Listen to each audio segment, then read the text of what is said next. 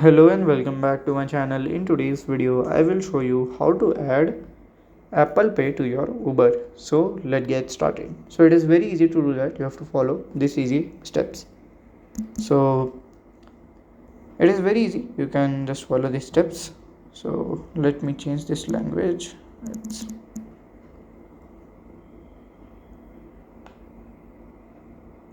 So first of all, you have to open your payment menu in that. Then you have to verify that your Apple Pay logo appears on the list and click on your active payments, and then you have to click on Apple Pay and you have to validate your Apple Pay. So by this way you can add your Apple Pay into your Uber. So this is how to add your Apple Pay into your Uber.